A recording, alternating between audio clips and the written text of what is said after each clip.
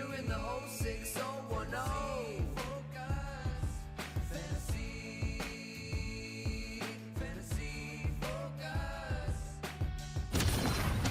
Hello and welcome to the Friday, August 26th version of the Fantasy Focus Football Podcast. Today's show is presented by Geico. Switch to Geico, see all the ways that you could save. My name is Daniel Dopp. I am joined by Stephania Bell and Field Yates. It's Friday, friends. It is, and I'm laughing about something. People that are watching the live stream may have noticed each of us react because a ding hit right around the time that we went on the air. It did. And what struck me is not only was there a ding, but there was also, we have these plush chairs that we were sitting on, so you can hear things like a vibration on a phone. And all of us were tagged in a tweet, and I was like, why did all of a sudden we simultaneously receive, oh, wait, somebody tagged us all in the exact same tweet. So I was laughing at that. So it's Friday, so fired up to be here, and fired up to be in the presence of both Daniel Dopp and, of course, Stephania Bell. Heck yeah, there's so much we're going to talk about today. We had football last night. How long until we have football officially? How many days? 13 days. 13 days until real football. Oh, I'm so unbelievably excited. Do you have anything you want to add for this, like to start off this Friday show, Stephania? Because we got a lot to get into. We got a very jam-packed show. We're going to spend about 45 minutes talking about the Detroit Lions. We'll spend about 5 minutes on the Vikings, and then we have a couple things towards the end of the show that we'll get to. But 49ers played last night, and Trey Lance is still healthy. That's my contribution. Yeah. He is still healthy. Yeah, we do not have Trey Lance on our script, but if we want to get into it, at some point I do think I feel comfortable with where I'm at with Trey Lance on a stance. As I have not been in any 49ers practice this year, but I think from reading about practices and then watching him in some preseason games, I understand where things currently stand with Trey Lance. Yeah. I'd like to think I understand. Do you want to hear it? Yeah, tell me what it is. Don't leave us hanging. So, all right. So Trey Lance, during the preseason, we are not going to see anywhere near the entire bag of tricks from coaches. So the fact that last night, unless there was maybe one, I do not believe there was a single designed run for Trey Lance, which he's your most valuable commodity. Right. Why would you run him? On the other hand, one thing that I think has been persistent throughout training camp that I think was apparent last night is that this just in, Trey Lance is not Aaron Rodgers. He's not Tom Brady. He is not this surgeon with his arm as of yet, right? He is a work in progress. Maybe the perfect analog or the closer analog is early career Josh Allen.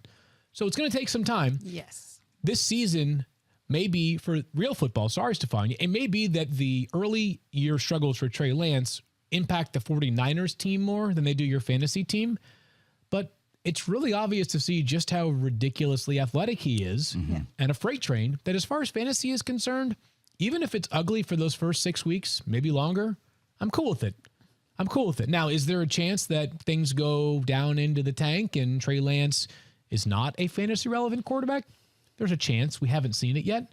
But the concerns that I've seen this morning as I read Twitter about Trey Lance as a thrower are fair. I think they impact real football a lot more than fantasy football, though. Yeah, and I've been consistent in saying that he will be inconsistent probably this year, but it will be his first full season in a very long time. Yeah. And I think we need to exercise some patience with a developing quarterback. Absolutely. Period, we keep talking about like mitigating risk throughout the draft and early in the first 2 rounds. Are there certain players you either want to target or avoid? And I get it. Like if you don't want to take an unproven commodity at quarterback, that's fine. Or if you take Trey Lance and while I don't typically urge people to have 2 quarterbacks on their roster, but they want to insulate Trey Lance with Derek Carr, Kirk Cousins, who we'll talk about more later on today. I get it. He's going to be a bit of a work in progress to begin the year. Yep, agreed.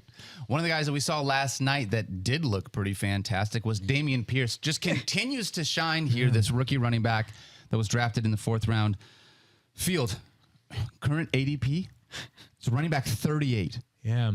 It's probably too low, Daniel. Does that feel too low? No, it is too low. And I'll be the first to admit that 2 weeks ago, if you had told me that, I would have said, oh, that seems about right. I did. Couple of things. Yeah, you did. So last night, if people missed the game, Damien Pierce played really well for the Houston Texans. I think he now has like basically 10 rushes for 100 yards and a touchdown through the 2 preseason games that he's played. He sat out one, which in some ways was considered a positive because it reinforced that he might be the starting running back. I always listen to the broadcast closely, not just because I like to hear what they're saying, but because coaches are willing to give the TV broadcasters more information than they are sometimes the local reporters, just because that's how it works. And Al Michaels, at one point last night, and by the way, congrats to Al Michaels and Herbie, two absolute broadcasting legends. They were terrific last night on Amazon Prime, and the entire Amazon Prime team was strong. But they mentioned that, like, basically the Texans told him, yeah, he's the starter. Now, what he's the starter really means is what remains to be determined. Is he the first guy on the field, or is he the first guy on the field that stays on the field? Because if he's the first guy on the field that stays on the field, then at his current cost, or if you drafted him 2 weeks ago, when we say league winner, that's what kind of upside he could be. Because I'm not saying he's going to necessarily be a top 10 running back, but if you're getting a guy that could be even RB22 this year at RB42, then that's significant value. So really encouraged by the player. I still don't know that they'll be 100% committed to him as a workhorse back. Maybe we see enough Rex Burkhead and Marlon Mack if he sticks around to make things a little bit annoying. But if you're drafting tonight and the rest of your league hasn't warmed up to Damien Pierce yet because they have a life and don't watch preseason football that much, this is the time to pounce. Yeah. Yeah, I don't want to say I told you so, but I did tell you so when I came back from Houston. I was like, I love this kid, and the chatter about him down there was real, and I watched him. His teammates think he's quick, and Nico Collins called him shifty, and he's going to get red zone touches too. That's the thing. I think he will find you fantasy points because he's going to score touchdowns. And so I moved him up. He's right about RB30 for me now. I'm very disappointed that everyone else is catching on because now I'm not going to be able to steal him in all of my drafts. Sure. Yeah. So RB30, and if you're saying like, why not higher? I think that there are just a couple of concerns here. One would be just and the offense in general. Yeah. It's not a great offense. How much upside is there? Is he the same level of pass catcher as somebody like Breece Hall, who's going to play in possibly a difficult offense, but even as the lead back, I don't know that I've seen him catch a pass in a preseason game. He did not have a ton of passing game work at Florida, so we don't know what that element of his game looks like. And then also, again, what coaches say now versus what they do once the season begins can be different. And maybe, again, Rex Burkhead handles 30% of the carries, or Marlon Mack handles 30% of the carries, and Rex Burkhead accounts for other 15% more. You would need a more dominant workhorse role for Damien Pierce in this offense if he doesn't have that much passing game value to be a top 20-ish play per week. But I'm really optimistic, and I still think that he's going to end up being one of the values of the drafts right now. His ADP is going to catapult. And there's a case, by the way, for right now, if you wanted to, draft him as a top 25 back. Yeah, I can tell you he was working on pass catching when I was down there. He was making those type of plays. So I think the potential, I've always thought that he would continue to evolve. So I think he may not get tons of work out of the gate, but I think he will become the 3-down back potentially. If you play in a league with sharps, like fellow people that play a ton of fantasy leagues, he's going to go way earlier than where he's currently going on average, which is like RB 38 right now. He'll go way before that. We're talking like 5, 6, 7 rounds sooner than that. Yep. It reminds me of what happened with Isaiah Pacheco during our draft special during the marathon. People that are aware of what's happening are going to take him for the upside. Yeah. They're going to draft him for the chance that he is the guy in the Houston backfield. All right, Stephania, we're going to talk about Darren Waller right now. Continues to sit out practice, which is something that's a little bit concerning for me. He's one of the top tight ends off the board. But I want to know if you're concerned about this because you're using an early draft pick on a guy. I mean, Darren Waller, if you're drafting him, you're taking him in the 5th round right now. Right. And I wasn't concerned a week ago. And now I'm starting to get a little more concerned because as we talked about yesterday, you hear about players having hamstring issues in training camp. And as I said, there's a spectrum, right? Because it can be a nothing injury and they're just trying to hold him out to make sure it doesn't turn into something. And most cases, if it's something more serious, we kind of hear about that. So I think there's a lot of protecting players, especially somebody as important as Waller. Yeah. So I did not worry about him missing a few days. But here's what happened. He came back and had one practice and then disappeared again. And now he hasn't practiced since. And Josh McDaniels has been a little cagey, saying that he's not concerned, but yet not being willing to commit to him being ready for week 1. So what do you do with that? You don't know for sure that he's going to be available week 1. We'd love to see him back in practice so we had a better idea. But as of now, that's not happened. There's one more factor we have to introduce here, which is that Darren Waller is currently dramatically underpaid for his production at the position. And that has been something that has been floated about or has been discussed as a possible reason tied to his absence. Is he sort of holding in, right? He may be dealing with something in that hamstring, but if he had a contract signed this afternoon, he could be back on the field tomorrow. The reason why I mention this is that Darren Waller just recently let go of his agent. Second time this offseason, I believe, that he has let go of an agent. And when you're changing agents, it typically means, not always, but typically means you're frustrated by your contract situation. Right? A deal is not done yet. So I would not normally alert people about changing of agents, but it seems pertinent in this regard. And if a deal gets done tomorrow and he's back on the field next week, then I won't feel at all not confident in Darren Waller. I will feel confident because he's a freak player. But this did get me thinking about something else. And I think we're going to do a segment on this before the season begins.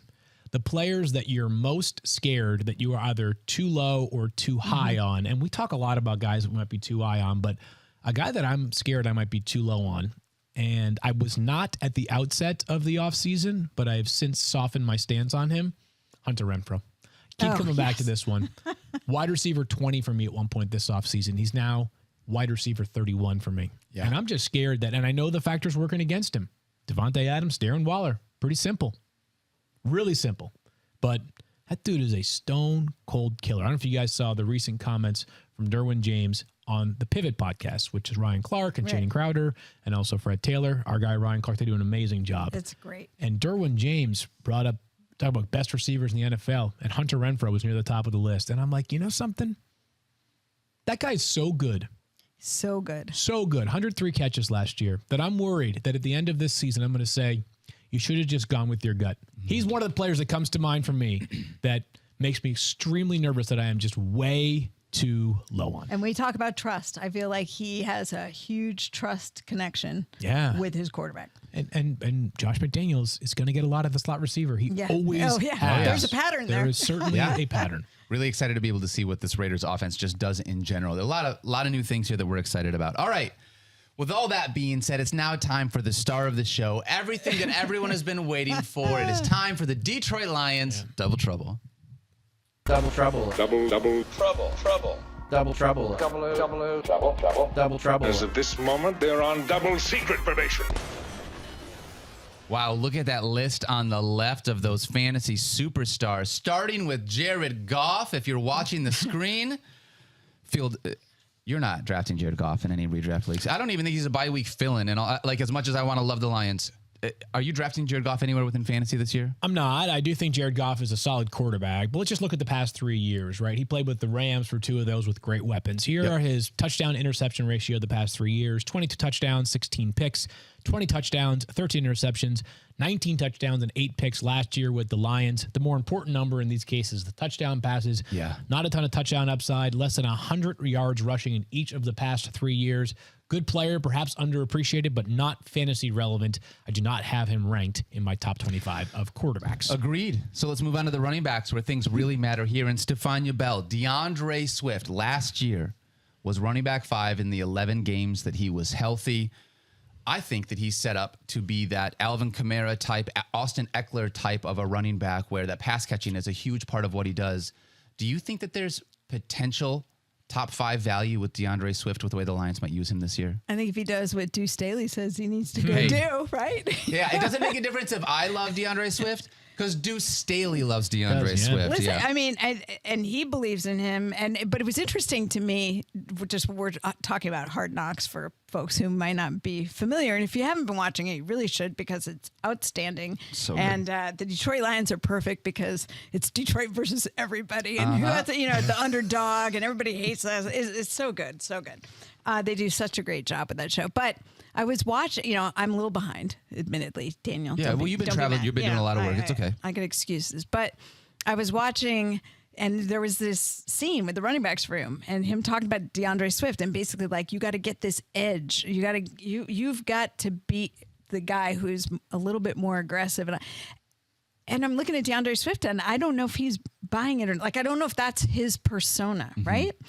And it got me to thinking, does he have that thing that can take him to be that number one guy? Does he have that belief in himself? Because he's certainly got the talent. He's got the versatility. He's a great pass catcher, great run. I think he's got this great vision as a running back. I don't know if he has that edge. We will see. He's dealt with injuries a little bit in a couple of years, but nothing, I don't think unusual. Concussion first season, shoulder injury last year, late in the season, cost him a few games. But I guess that's I think he has the potential, but will he get there? Yeah. I think right now Field is going as RB9, so you're drafting him as a top 10 running back already. He deserves it. Yeah, he does, in my opinion. And you look back to last year, before he got hurt in week 12, he did return from that shoulder injury late in the season, but those first 11 games, Deandre Swift led all running backs in both catches and targets. If you look at qualified running backs last year, so you can throw away guys like Christian McCaffrey that barely played, he had 6.0 targets per game, best in the NFL for the full season, accounting for games missed. He was still 4th in targets, 4th in catches, and 5th in receiving yards amongst running backs. So good in the passing game. That just unlocks so much upside here for Deandre Swift. And if he gets more work than the 151 carries he got last year, potentially a very good offensive line. Plenty of investments. They've got 2 really good tackles. They've got a center in Frank Ragnow, who's great. They've drafted quality guards in recent years. The pieces are in place for this Lions offense to be pretty solid in the running game as well. He had 7 rushing touchdowns last season. He gets opportunities near the goal line. I guess if I'm going to make the concern list for Deandre Swift is that the Lions, A, have better weapons around him now. DJ Chark, he's available. Yes. At some point, Jamison Williams will be available. TJ Hawkinson is back. Jamal Williams will have ish a role. Amon-Ra St. Brown obviously broke out. And that this Lions team just could be better, so they don't have to throw it as much. But I'm just not so sure that those things can offset my overall excitement about Deandre Swift. He is a great target in the early second round right now. Great target in the early second round for anybody who's looking for a running back that can be an anchor of their roster. And I really love, you talked about this, but he is a goal line. He, last year, was one of the guys that got goal line work. It's easy to think, yeah, Jamal Williams is just like the bigger guy. I'll bet you they go to him more at the goal line when you're inside the 5. He had more goal-to-goal rushes. He had 11 to Jamal Williams' 9 last year. They still like to utilize him, not only as a pass-catching back, but like to your point, with those rushing touchdowns, they don't mind using him in the goal, like in goal line situations. Yeah. So last thought here, and sometimes we overthink this in fantasy. He's just an awesome player. yes, he is. Super talented. Really like, guy's a talented. great pass catcher, as we've talked about already. Great runner, electric. Like, there are what-if scenarios for Deandre Swift of what if he had been playing in a different offense or played in a more dominant role in terms of touches over the past couple of years. How would we be discussing him? Would not stun me if next year when we're discussing the elite tiers of running backs, that in that top tier, you include the name Deandre Swift. Heck yeah. What about the guy behind him? Jamal Williams. I don't think he's really an insurance back for this offense, but he's still somebody that does get utilized. If anything happened to Deandre Swift, he would be used. But Stephania, do you think that he's somebody that you would look at, as a late round flyer, or maybe if you waited on running back, someone that is still going to be on the field a little bit? Not really. I mean, I don't look at him in the same way we talked about some of these number 2 backs. Yesterday, for example, we were talking about the Packers. Yep. I mean, you've got 2 running backs that you could be comfortable starting. Yeah. That is not the case here for me. Jamal Williams, these nice stats from Thirsty Kyle, still our research over there. Silent, no mic, but we are acknowledging you, Kyle. 11.8 touches per game for Jamal Williams in weeks 1 through 11 when Swift was healthy. Scored under 9 points in 6 of those 8 games. Yeah. That's not helping my fantasy Not roster. a lot of upside from Not that standpoint. tons of upside. Yeah. I like him in the huddle. He's a motivational speaker, and I think to me, it's also if Deandre, so number one, he's not a starting running back. I'm not using him as a flex play. I don't think there's a ton of upside there. Yep. I think it was billed as that when he came to the Lions, that would be the situation. I don't think that's played out. I don't really see any reason for that to change. Yeah. But he's also, to me, not necessarily the insurance back. He doesn't become DeAndre Swift if DeAndre Swift is out. No, he does not. So, Yeah, I would agree with basically everything Stephania said there. So you look back at the numbers from last season, and there were some misleading ones with Jamon Williams. Half of his 26 catches came in just 2 games. One of them was week 1. Remember, he came out of the gates firing, and we're like, oh my God, could the Lions have 2 running backs that really matter in fantasy? Then he had 5 in the game that DeAndre Swift got hurt against the Bears. So 13 of his 26 came in just 2 games. Yeah. Otherwise, not a lot of value. I think he has an important insurance policy, though, because while it wouldn't necessarily be exactly DeAndre Swift's role, it will be valuable enough to put him onto that flex radar, maybe even low-end RB2 in the right circumstances. One thing we've learned with the Lions, though, in recent years is that they'll make running backs appear out of thin air, right?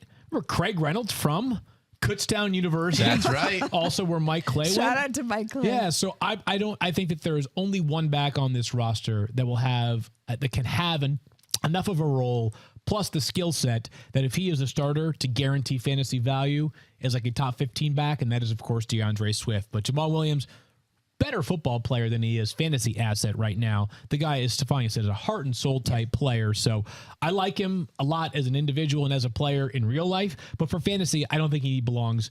I have him as running back 45 right now. He's going undrafted in over 70% of leagues. And I understand that. Yeah, absolutely. All right, let's talk about the wide receivers here because this is where I get excited. I'm on Ross St. Brown. You look at how he ended the year last year. 10 targets in 6 straight games to end 2021. You give me any wide receiver that's getting double-digit targets over the last 6 games, I am in on that. He had a touchdown in his last 4. Field, we've talked about the potential fear of what happened to this offense. Maybe Jamison Williams comes on towards the end of the season. Maybe they start utilizing TJ Hawkinson and Deandre Swift, who weren't around for those final games with Amon-Ra St. Brown, a little bit more. But I think in watching the preseason play out, feels like maybe we're settling in with Amon-Ra St. Brown as a really solid low-end wide receiver 2 or a very high-end flex play. I think that's fair, Daniel. And we talk about fantasy being the byproduct of 2 things, right?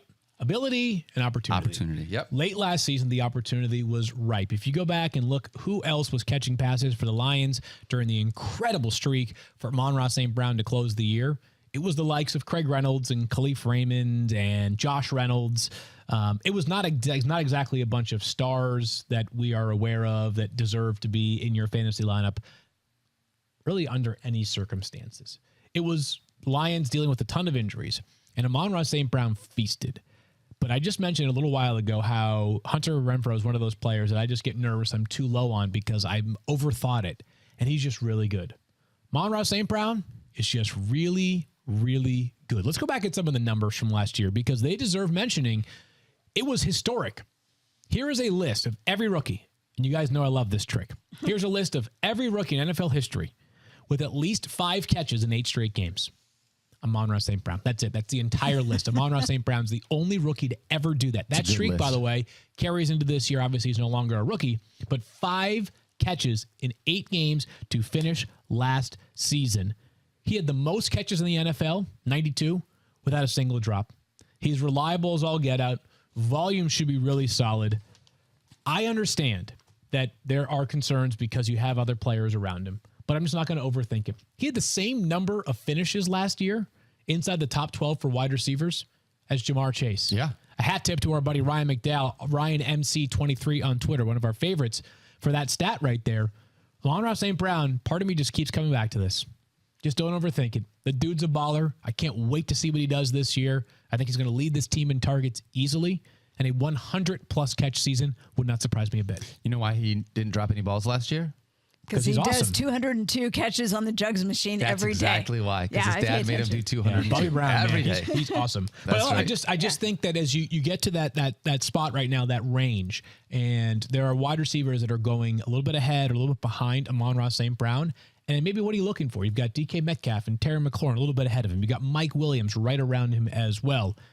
I think if we look back at the end of the year, Tristan Cockcroft could have, who does our consistency rankings, could have Amon-Ra St. Brown higher than the rest of those guys. Maybe DK and Mike Williams have a clearly higher ceiling because they could have 15 touchdowns this year. They're both that good. But Amon-Ra could be, he could be like a Wes Welker in this offense, right? 7 catches, 85 yards, an occasional touchdown. You take that every day of the week. I would take that many days of the week if you're being Are you drafting him in every single fantasy league? No, I'm not. I'm trying really hard. This is one of the things with fandom, right? When it comes to things. I love Amon-Ra St. Brown. I'm not shy. You don't love your Lions as much as I love my 49ers. That's not it. That's not it. Yeah, my big thing is I've realized over the years is that you just got to diversify your portfolio. That's exactly. I got too many teams. I can't do the same thing. Story of my life. I need to diversify my portfolio better. Yeah, but just like, there are players that I've said on the podcast, right? Like we talked about it yesterday, Aaron Rodgers. You know who I'm going to draft in at least one league this year? Aaron Rodgers. Sure. Right? Because what if I'm wrong? Which, by the way, ask my wife, happens all the time. Right? Like these things happen all the time in our business. So it's better to hedge against yourself sometimes when you play in 10 leagues. I also say there are a lot of situations where, because I've found myself taking Deandre Swift either as my RB2 at the back end of the second round or something like that, I try not to go out and grab two members of the Detroit Lions offense just because, as much as I love them, they're not a high-flying offense. I'm trying to be experience with the Lions. Yes. You're trying to get through the fantasy season. I understand. Okay. All right, Stephania, we're going to talk about Jamison Williams next. Obviously, a top 12 draft pick this year, somebody that in Dynasty everyone is thrilled about. But this season, for Jamison Williams and the Lions, how are you approaching him knowing that he's coming back from an ACL injury that he suffered in that national championship game? Well, we already know that he's going to be out for the first handful of games. And we don't know necessarily. Right. We don't, but I don't necessarily think it's just 4, I guess is what I'm trying to say. I don't know when he's going to be brought back. I think he's got to get a comfort level of acclimating to football. People forget national championship game for football was in 2022 for college. That's when he got hurt. So it's a shorter recovery window for him given the recency of his injury. And he's an investment for the Lions. They don't want to put him back out there just to get him out for no reason and risk him having a separate injury, risk him not being as good as he can be. Like, you want to set him up for success. So long term, I will not be surprised if we do not see him for the first 2 months of the year. Wow. First 2 months of the year, Stephania. I'm not saying... Well, by the way, I'm not saying that will happen. I know nothing, but I wouldn't be surprised either. I'm just saying I wouldn't be surprised. Asset, right? Play the long game here for Detroit. I have no clue. I'm just using logic here. Which is part of the reason why Amon-Ra St. Brown might be trending up a little bit, because of the fact that if there is concern that Jamison Williams might miss more than just the first 4 weeks, put him on the list. Even if he comes back, he's a rookie. It's not like he's coming back and he's a vet that can just jump right in and be good to go, right? There's going to be a little bit of learning curve there, I think. And so much of, speed is a big part of his game, right? Obviously, if you look at 19.6 yards per catch when he was at Alabama last year. So that acceleration, deceleration, I've talked about it before, the hardest thing to get back when you're coming back from an ACL. So that means when you're expected to stretch the field, you got to explode quickly, and then you got to stop quickly to make the big plays. Why would you put him in a situation if you're concerned that he's not 100% yet? You know, so I just don't see it happening till later in the year. And I think if it's a dynasty league, I am totally going to get Jamison Williams. But if it's a redraft league, I'm not sure I'm investing in draft pick in him. I don't even know that I want to take an IR slot. I've heard some people talk about that as an option. I think not for me this year. Yeah, I think there are other players that are either currently dealing with less significant injuries or could pop up with injuries in the next couple of weeks that I would rather use my IR slot on, right? Like we just talked about Darren Waller. I don't think it's going to last into the season, but in the scenario that it does, I'd rather use it on somebody like that. Than Jamison Williams. I just got to dust off this stat because anybody who watched First Draft Podcast or any of our coverage here at ESPN has probably heard me use it already. Jamison Williams had 15 touchdowns at Alabama. Yeah, he did. The average length of them was 47.6 yards. Like 47.6 yards. Are you kidding me? Yep. That's absurd. Was Jalen Waddle close to that? I think Jalen Waddle was like 44.3. It was some ridiculous number as well. I mean, Alabama, they're every year. In case you didn't know. Yeah, during the rebuilding year. They had a rebuilding year last year and they made the national championship. Their I'm so impressed. receivers are always pretty good. They're incredible. And then also, as we know, Chris Olave, Garrett Wilson, Jamison Williams, all were teammates at Ohio State as he transferred out from Ohio State to Alabama. There seems to be a pretty good trend there. If I were an Ohio State guy who's kind of down on my luck, I might just transfer to an SEC school. Joe Burrow, Jamison Williams seems to be working out pretty well for these guys. Why not give it a shot? You know, also seems to be working out well for here in this Detroit Lions offense. Jared Goff? No. TJ Hawkinson. My twin, TJ Hawkinson. Yeah. TJ Hawkinson. Again, yeah. Right now I'm drafting him. By the way, appreciate Jackson for putting up the photo. Although, Jackson, I agree with most of the internet. I think you just put two of the same photos up there. If you could get one of me and one of TJ Hawkinson, that would be great, rather than two of the same photos. However, so my favorite part of this is just quick story here. So one of my very best friends in the world, Jason, and his lovely wife, Mackenzie, got married the weekend of the NFL draft a few years ago. They got married in Detroit. The draft was in Nashville, 2019. And so I was covering the draft for ESPN, but I just one of my best friends. I'm not going to miss his wedding. So I left after night one. So I'm boarding a plane early Friday morning from Nashville to Detroit. And I look up and I see one of my friends from the Lions organization. I also happen to see him standing next to a guy who is extremely large, but had a very ill-fitting suit and had the kind of hair like bedhead to the max. Mm-hmm. And he's like, Felix, come over here for a second. He's like, I want you to meet TJ Hawkinson. And I'm like, yep, that was the guy that I just sat there and watched on film for the past 4 months and studied, and he's awesome. He also needs a stylist in the worst way. Yes. He had a baby face when he came out. I mean, I don't even know if his face is baby face or not anymore, but his glow up has been incredible. I'm telling you, not a single person in the airport had any idea that they were staring at the 8th overall pick in the draft. The guy wore number 38 in college. That is the least swaggy number, and take that from me because I wore 38 in college. Wow. They were like, what can we stick you with? Because Lord knows you're not going to make much of an impact.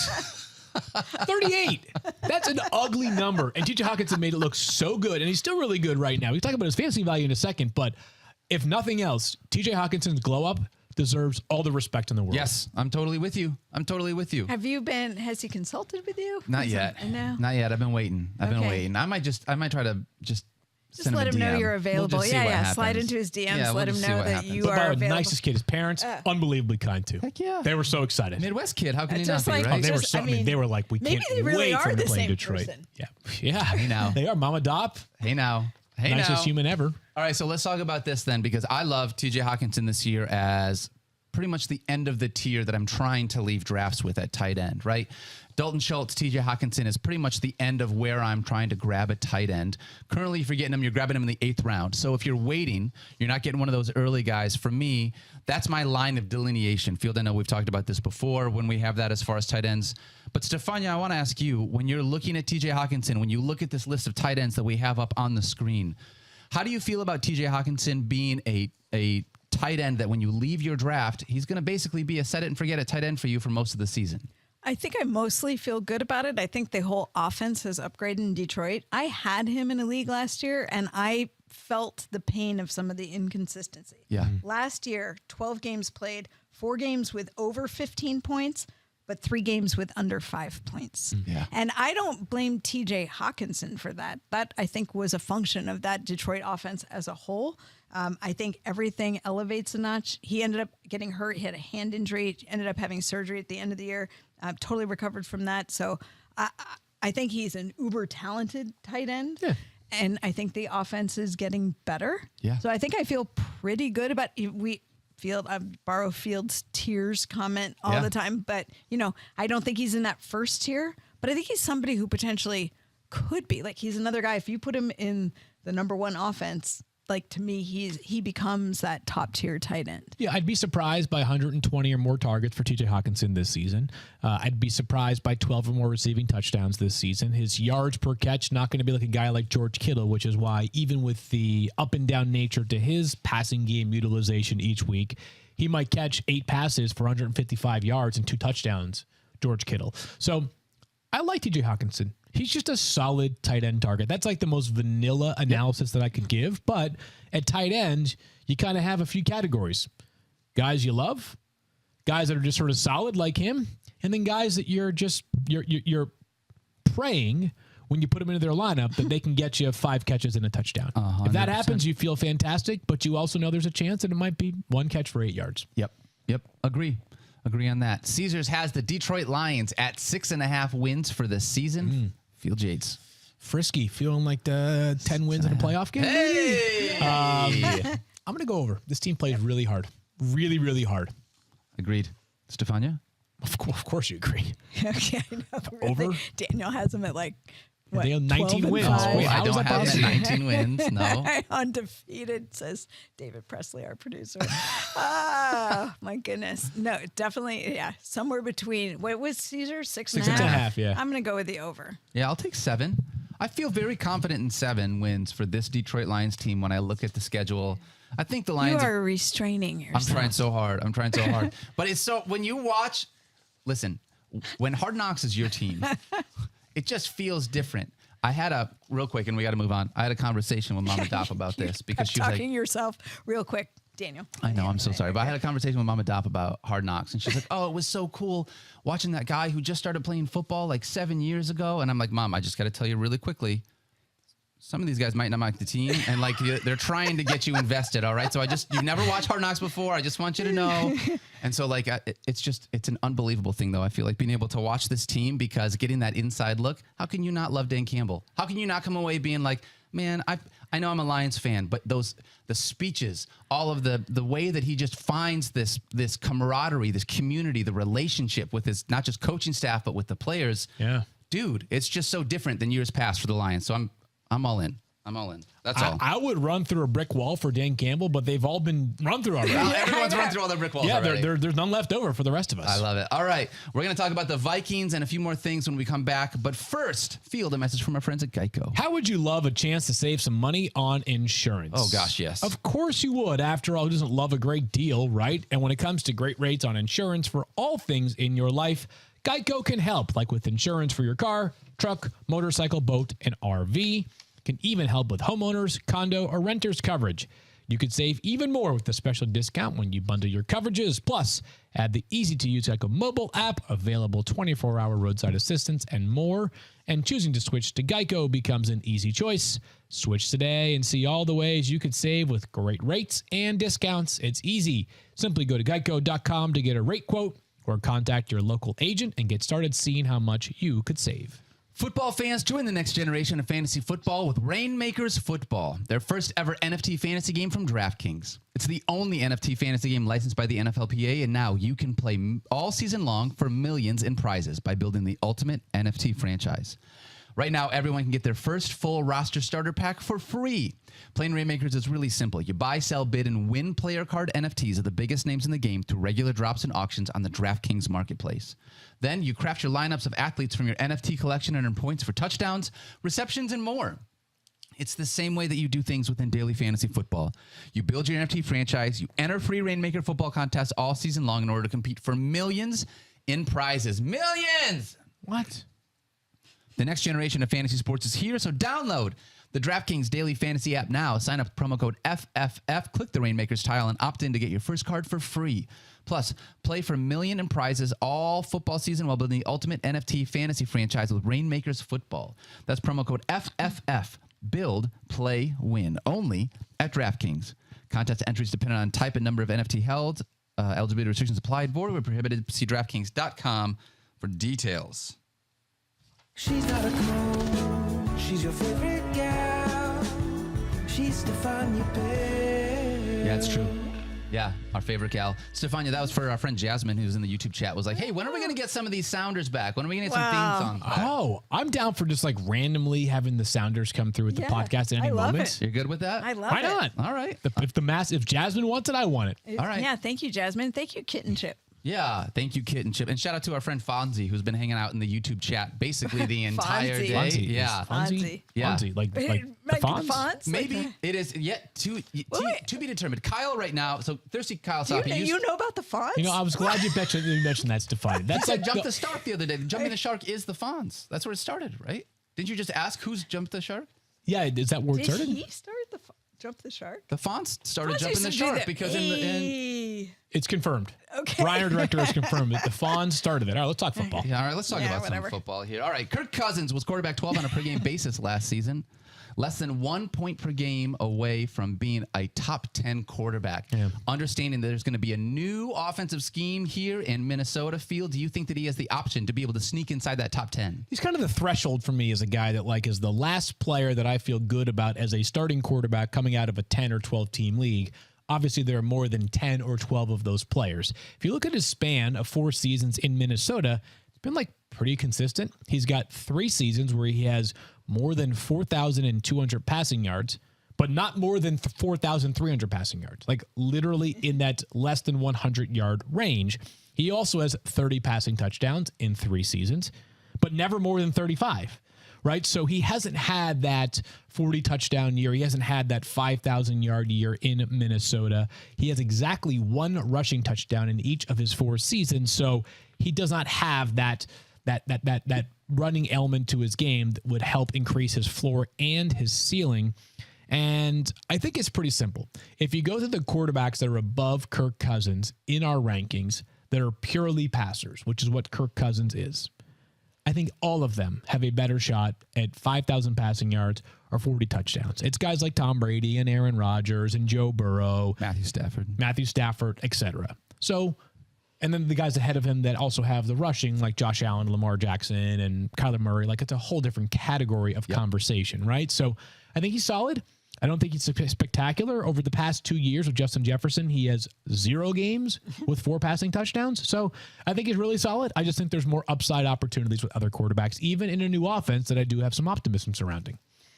So to me, Kirk Cousins is one of those quarterbacks where I don't feel great about drafting him. And then I look back and I go, well, at the end of the year, he was actually okay. Like he was more consistent than I expected. Like I don't get excited about drafting him, but then I look at some of these things. Over the last 7 seasons, he's had 3,500 or more passing yards and 25 touchdown passes. Do you know he's the only quarterback? I should have done Fields trick and said, who's on the list of quarterbacks with 3,500 or more passing yards and 25 touchdown passes in each of the last 7 seasons? That's consistency at a position where you're trying to find consistency. Right. Also, we talk about the new coaching regime there. Kevin O'Connell was with Kirk Cousins in Washington, so they have a familiarity with each other. So I think that's a bonus. I don't think that's too much of a shock to his system. Yeah. He ranked 6th in average target depth last year. That surprised me too, because I don't think of him as throwing the ball. Receivers, you know, so I think I feel okay. I'm right there with you. Feel like solid, not sexy, right? But he'll get the job done probably better than you expect. Yeah, I think the stat you use is sort of like, I don't want 3,500 passing yards and 25 passing touchdowns. You want the upside of the guy. You want Josh 45, Allen. or I want So that's why I think we kind of all see it the same way. It's fine. But to me, in a 2 quarterback league, he is money because you get your consistency from him, and then you go with your upside guy. Do you, as a comparison, not totally perfect, but do you think that Kirk Cousins as a quarterback is what David Montgomery is as a running back?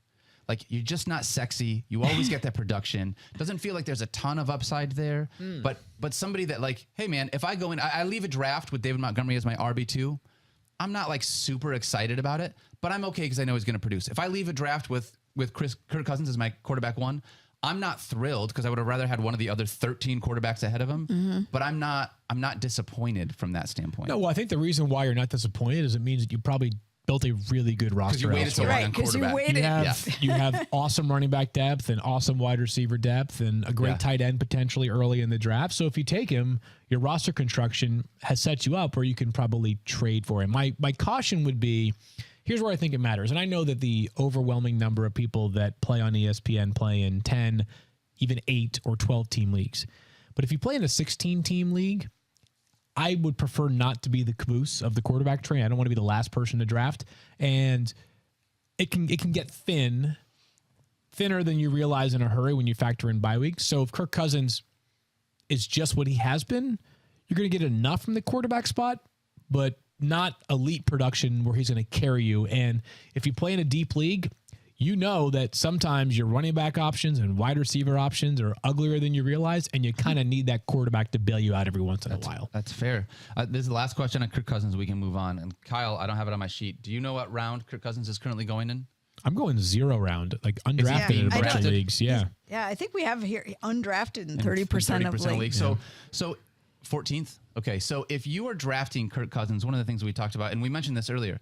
That's what you're doing. You're drafting your Kirk Cousins and then your defense and your kicker. So as round a part 14, of that, 15, 16. We talked about Trey Lance earlier. Like, is Trey Lance the kind of guy that you would partner with a Kirk Cousins type quarterback at the end of the draft and almost draft your last 2 skill position players are quarterback before you go defense and kicker? Does that, is there, or do you feel like that's wasting the potential upside of a flyer you would grab? I think it's wasting it, because if I'm in a league that's 10 or 12 team league, I have plenty of options at quarterback, and you can stream them. Actually, at that point, I'm starting to look at matchups for those quarterbacks as well. But if you don't have Trey Lance in a 10 team league to start the season, I'm not sure that you're going to be able to find him off of waivers to be able to get him in the season? No, I think she's saying she wouldn't draft Kirk Cousins to pair with Trey Lance. What do you mean I wouldn't draft Trey Lance? Stephanya's got Trey Lance in her 38-team league and her 2-team league, you name it. Right. Yeah, I mean, I would, as I said earlier, it's fine. It's justifiable. I would prefer to use the roster spot elsewhere, though. All right. Stephania, let's talk about Dalvin Cook. Oh, shoot. I should have done this thing. Hey, here's a question. Who's the one player with 1,100 rushing yards and 30 catches in each of the last 3 seasons? Dalvin Cook. Dalvin Cook, That's Stephania. it. That's the list. That's the list. It's Dalvin Cook, and he's the only one. But in all honesty, Dalvin Cook has missed multiple games basically every year of his career, and he's still being drafted as a very much a top 10 running back. Does this injury history I don't want to say does it concern you, because there's not really an actionable there. Does it, because of the fact that we are probably baking in missed time for Dalvin Cook, are you still okay with him as a running back that you draft in the first round, or knowing there might be missed time based on historical context? Maybe should he fall outside of that? Yes, I think you need to look. This is a reminder that not all injuries are created equal. Not all injury histories are created equal. And you want to really look at what the pattern has been. So if I see a player who has had a soft tissue injury like a hamstring, and Julio Jones getting older and dealing with hamstring injuries that have sort of bled from one season into the next, coupled with aging, that's a concern. Like, that's really going to carry forward. Dalvin Cook had an ACL injury that cost him a bulk of that season, and entered into the following season being, I thought, overutilized, which led to a hamstring issue that then compromised him for the entire year. So that was 2 back-to-back seasons. But then when he came back the next year, he was amazing, right? Looked fantastic, was running well, and really had a solid year. Now, last year he dealt with a shoulder issue that's sort of been an intermittent thing for him. But it was a completely separate thing. And I felt like that was not one and done isn't the right wording, but I'm not worried about that necessarily going into this year. So I think if you lump those numbers all together, it looks very different than if you talk about the reality of what his injury history was. So for those reasons, I am not any more concerned about Dalvin Cook than I am about any running back who steps on the field on Sundays. Yeah. Preach. Underrated. What are you doing here? Dalvin Cook got unlucky last season. He had 6 rushing touchdowns. If he had more, if that number was 10, he might be in the conversation for a top 5 pick this year. Right now, he's going at 11th in terms of ADP, but I think he's underrated. I really do. So Dalvin Cook, as you already mentioned, 1,100 plus rushing yards in each of the past 3 seasons. Last year was a down year for the rushing touchdowns, just 6. He had 16 the year prior to that and 13 the year prior to that as well. When he's been healthy, he's been the guy for this offense. And when coaches talk about expanded receiving roles for a running back in the offseason, I don't pay too much attention to it, because we've seen so many examples of coaches saying that and it proving hollow later. Other examples where they've said it and it's been true. But what I do know about Dalvin Cook, really good in the passing game. Yeah. If they give him the opportunities, he's going to make good on them. Dalvin Cook is just a stone cold. He's a baller, man. I think this guy deserves to be right in the thick of the first round. I've got him at 6th on my running back rankings, and I've said this a million times. I have more running backs than most in my top 10 overall. He is inside my top 10 overall, and the only concerns are that you may have a couple of games missed, but as Stephania told you, that could happen with any running back. I know they added a couple of backs this year in the draft. Those struck me as more of, let's keep an eye towards the future than they are specific to this year. I think a massive year is in place for Dalvin Cook. Love him in the back end of the first round. Averages 21 touches and 100 total yards per game in 3 straight seasons. It's pretty good.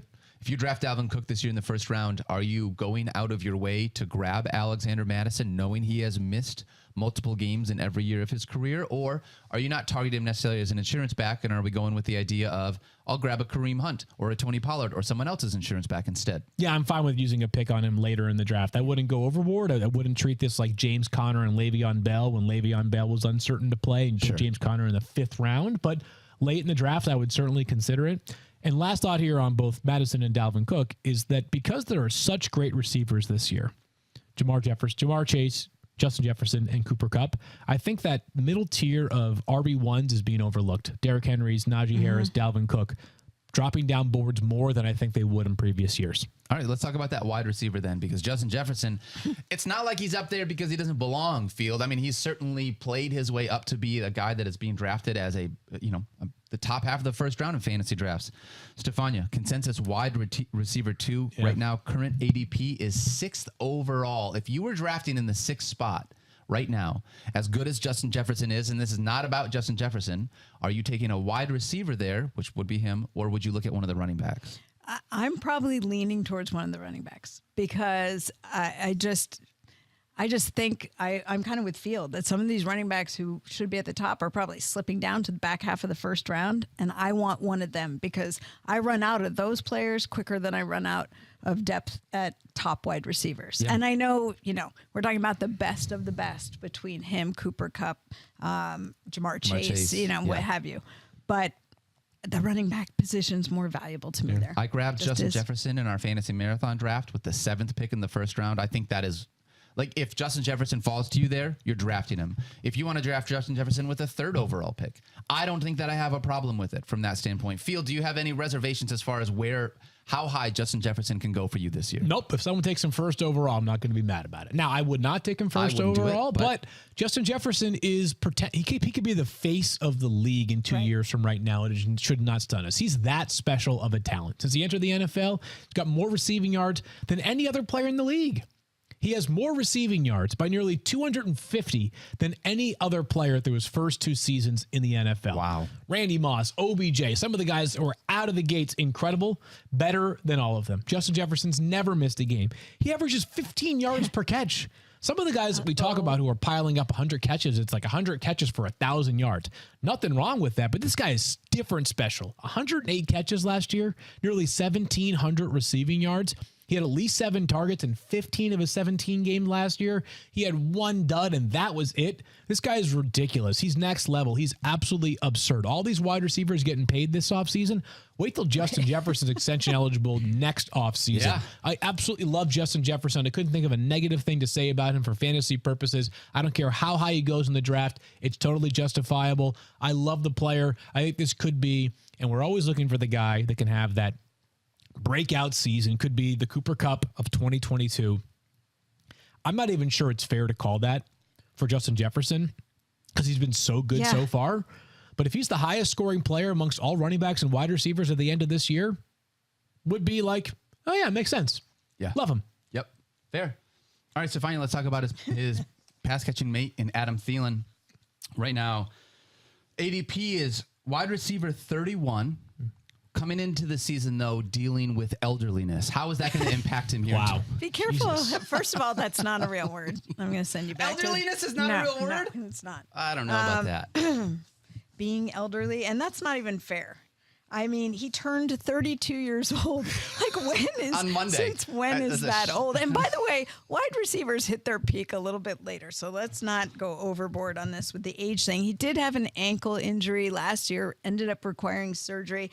And so I think that's people's last memory of him. Yeah. But he was actually playing really well before that.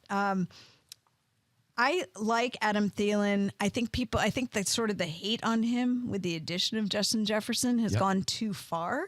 And I still think he's a very solid pass catcher in that offense. And so to me, this is a value pick in terms of where he's being drafted. Did you say he was a top 30 wide receiver 8 times last year? Because with the idea, I think you're right. The idea that say that? Yeah. The idea that Justin Jefferson, like, that's where all the focus is. Adam Thielen right now, you're drafting with, man, look at this. 9th round. 9th round for Adam Thielen. And I feel like when you look at what this offense can be, the fact that him and Kirk Cousins are going to continue to do what they've done in previous years, I think it's good value. Don't expect top 15 stuff from Adam Thielen, but like, you want a fine flex play? I like Adam Thielen here this year. Yeah, I think he's a fine ADP or wide receiver. It's fine. It depends on how confident you are he's going to return that touchdown volume that he has seen for the past 2 years when he's got 24 receiving touchdowns over these past 2 seasons. If you believe that can sustain, good, because he's a really talented player, amazing catch radius. The guy's been one of the better stories in the NFL over the past 2 years of player development. Couple of things that are worth noting. I mean, you mentioned you called it elderliness. He's 32 now. He had to restructure his contract to stick around with the Vikings. So it was a pay cut for him, essentially. There were some other guarantees that he got, but you're not redoing your contract if the team is if you're thrilled, right? You have to, it's a little bit of a concession that you are taking to stick around. Yep. His yards per catch dropped to a career low 10.8 last season. He had just 1 game with at least 100 receiving yards last season. So if you think touchdowns are going to be fine, go ahead and take them. However, if you're in that stage of your draft and you're like, I want to go for the upside of a Rashad Bateman or a Devonte Smith or maybe any Chiefs wide receiver, including Juju Smith-Schuster, have at it. I get it, but he's a comfort food selection. Comfort food. You kind of know what you're going to get. I like that. If there was one more player in this Vikings team you'd consider walking away from the draft with, who would it be? And while you guys think about that, one more is presented by Body Armor. Gear up this fall with Body Armor Sports Drink. It is more than a sports drink. Field, do you have one other Viking player you would walk away from drafts with? Yeah, I mean, I think we'll talk about Irv Smith in a moment. So I'll mention KJ Osborne, who last year when he filled in for Adam Thielen was really good. He kept scoring touchdowns, and the evolution of this offense suggests they could be much more 3 wide receiver heavy. Last year with the Rams, of course, that's where Kevin O'Connell was. The team ran about as many plays with 3 wide receivers on the field as any other in the NFL. So KJ Osborne has some value both as a potential 3rd wide receiver on this offense, and also if something happens to Adam Thielen, as we saw last year, he's ready to step right in and play a useful fantasy role. NFC North version of Josh Palmer. Stephania. I am going to mention Irv Smith. Field knows that I like Irv Smith because I've talked about him before, but he missed all of last year because of the torn meniscus, had surgery that cost him the season. And before last year, they were talking about utilizing him much more in the pass catching role. And if you've listened or read the transcripts of Kevin O'Connell talking about Irv Smith, that is exactly what he plans to do as well. Now, he had a thumb injury that he had surgery on that happened during training camp. And as of right now, still wearing a low profile splint, just doing individual work right now. But O'Connell very much upbeat on him being available for week 1. And they looked at getting the thumb fixed as something to help him be healthy for the season so it would not be an ongoing problem. And O'Connell is still talking like they are planning to use him as a pass catcher. In fact, all of this being done with his thumb was to make sure that it would be easier for him to catch the ball. Think about it.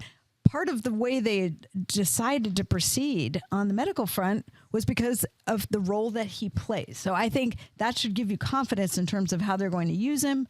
I really think we haven't seen the talent of Irv Smith emerge. I think he could be a surprise at the end of the year.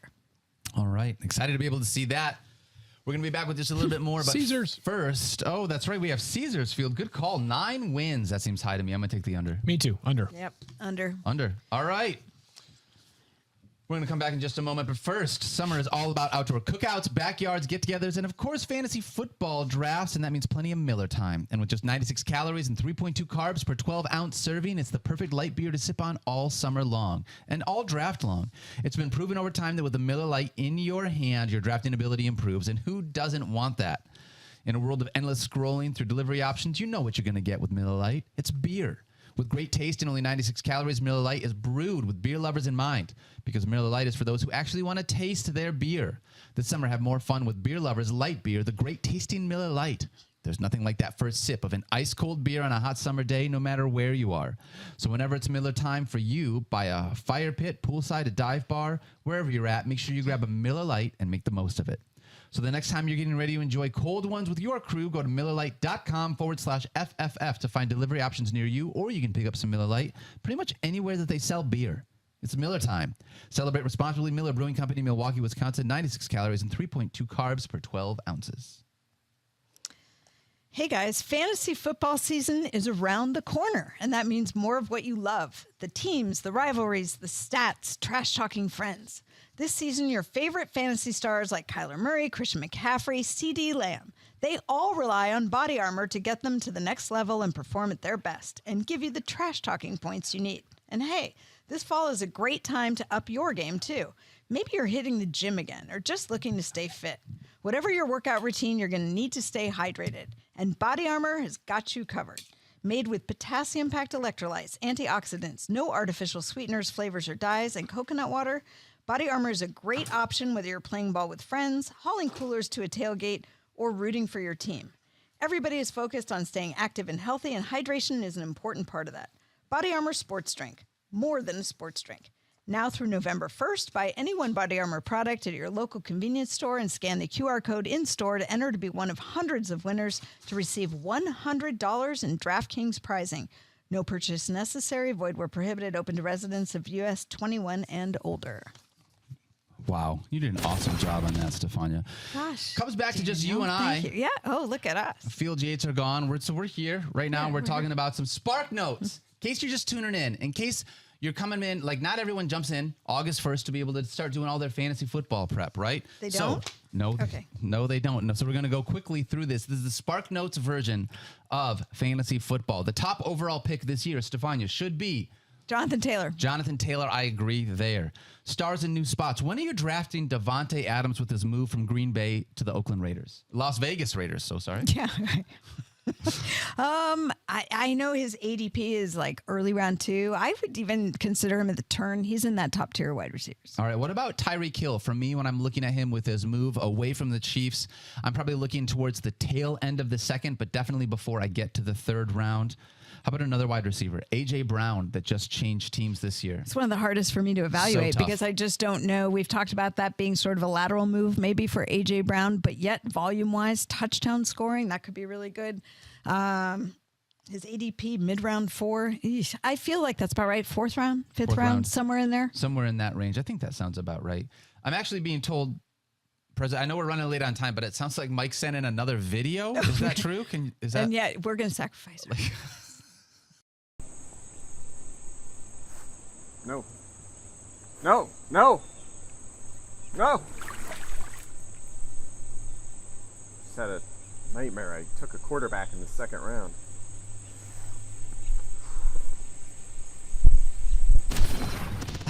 I freaking love Mike. Don't draft a quarterback in the second round, by the way. Also, this is what Mike worries about when he sleeps. Yeah. He wakes up. Where are you drafting your quarterback? Look at what you are doing to Mike Clay if you draft a quarterback in the second round. He said it. Don't draft a quarterback early. Stephania, are you waiting on quarterback this year? I almost always do. Yeah. You know, if I'm not playing, if it's not a super flex league, if it's not something like that, I am waiting. I can't pull the trigger knowing that even with the best of the best, it's really hard for me. It's tough to justify those early round ADPs when you can get skill position players there. And guys like we talked about today, like Kirk Cousins, so late, basically free in draft. All right. Who's one guy that you seem to like more than the public so far this year? Well, I get crushed on it all the time. It's Ezekiel Elliot. And I admit, I'm nervous. I'm nervous about this pick. He's got to stay healthy in order for me to look good. So Zeke, I hope that you are going to stay healthy. But I think that I'm also concerned now because we're losing people up front, the Dallas Cowboys, and but everything about Dak is better. He's coming in healthier this season. They might not have that many pass catchers, but the ones who are there are really, really good. So I think that helps with the running game. I think Zeke and Pollard are a good combination. I think Zeke will still get the red zone looks. I think he will score in the end zone this year. He'll be more powerful. I like Zeke. I'm going to take A.J. Dillon over 1,100 yards and 10 touchdowns when both Devonte Adams and Aaron Jones were there and healthy. There's no Devonte Adams there anymore. So I think that this team is going to be a little bit more run heavy. I think they like A.J. Dillon. I really like him, especially with how late he's going as a running back too, or a flex play. I'm impressed. All right, who's one guy that you seem to be out on this draft season? It's J.K. Dobbins, and I hate to be out on people because of injury, but I feel like this is consistent with where I was when I was having warnings about the Baltimore running back situation a couple months ago. Yeah. I think, and I wish him the best, and these are the cases where I would love if they prove me wrong, because it means they're healthier than what I'm seeing from the outside. Yep. But with him, just having these up and down days, practices, and he gets rest days. It's not really clear if he'll be available for week 1 or 2. It doesn't matter to me. It matters what he looks like when he comes back. And I think people are remembering J.K. Dobbins and what he was before the injury. And I just don't think he's that when he comes back. It's going to take a while.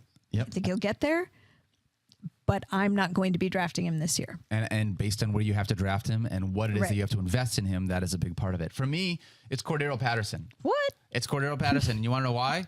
It's because he's never been good at football until last year. And I don't mean that in like a mean way. Not true. He's never been good in fantasy football until last year. And last year was the first time he was ever top 20 at something. Now going into his age 33 season with the Atlanta Falcons and that offense. And no offense to the Atlanta Falcons, but no, I'm just out on Cordaro Patterson. I'd rather have somebody with more upside when I'm drafting at that spot. All right. Stephania, That's going to do it for us today. The three of us are going to be back on Monday morning. We're going to be covering all the news, any of the rest of the stuff that came out over the weekend. We're going to preview Browns and Ravens as we near the end of Double Trouble. Next week, we have a projection special with some Dynasty talk on Wednesday. You're going to give us a special. We have a 2-quarterback show on Thursday, some salary cap league advice on Friday, all before the busiest weekend of the year. So many good things to be able to come next week. Thank you so much for hanging out with us. Have so much fun this weekend. Be good to each other. Make sure you love other people like I love Stephania and like Stephania loves me. And we love each other. Stay healthy, guys. Yes. It's the final preseason games. Please stay no more healthy. Injuries. We'll see you guys next week. Seriously though, why did Field leave? You know? I think Field jumped the shark. I know. I think that's what just happened right there. Is that what that Field means? ducking out early. Yeah, seriously. Cutting class. I don't think Field would have ever cut class. I know.